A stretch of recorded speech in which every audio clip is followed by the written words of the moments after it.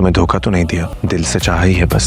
अगर दिल से चाहा होता ना, मेरे इर्द गिर्द जो जाल तुमने बुना था ना, उसमें मैं फंस चुकी हूँ। तो यूं मेरी जिंदगी बर्बाद ना कर। अब अगर आपने मेरी बीवी से मिसबिहेव किया ना, तो आपका सामान निकाल कर बाहर फेंक दूंगा। तुम्हारी खातिर अपनी जिंदगी भी वार दूंगा। कहीं ऐसा ना हो किसी दिन तुम्हारी जान ले। शाहजेब सुल्तान की मोहब्बत हो, धोखे से मारोगी तो अफसोस होगा।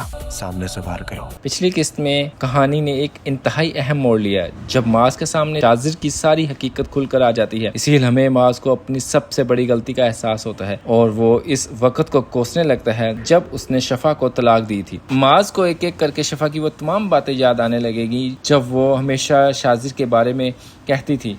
शफा बार बार माज को समझाती थी कि शाजिर एक अच्छा इंसान नहीं है, लेकिन माज ने कभी शफा की बातों पर यकीन नहीं किया। लेकिन अब जब माज को पता चलता है कि शाजिर शफा से शादी करने वाला है तो वो फौरन शफा को फ़ोन करेगा और उसे कहेगा, तुम सही कहती थी, तुम्हारा एक एक लफ्ज़ शाजिर के बारे में सच्चा था, मैं ही गलत था, मैंने ही तुम्हारी बातों पर यकीन नहीं किया। लेकिन अब तुम शाजिर से शादी नहीं करोगी, उसको उसके मकसद में कामयाब नहीं होने दोगी। शफा, तुम शाजिर से शादी मत करना। लेकिन उस वक्त शफा मजबूर होती है और हालात के हाथों मजबूर होकर शाजिर से शादी कर लेती है। लेकिन शाजिर अपनी मकसद में कामयाब हो जाता है और शफा उसकी जिंदगी का हिस्सा बन जाती है। लेकिन अब असल कहानी शुरू होने वाली है, क्योंकि शिफा अब वो पुरानी शिफा नहीं रही। वो शाजिर की जिंदगी में आकर उससे हर बात का बदला लेने वाली है। शाजिर ने जिस तरह शफा को तकलीफें दी, उसको उसके घर वालों के सामने बदनाम किया, उसे रुस्वा किया, उसकी जिंदगी बर्बाद करके रख दी। अब शिफा भी शाजिर को इसी दर्द का एहसास दिलाएगी, उसको उसके अपनों के सामने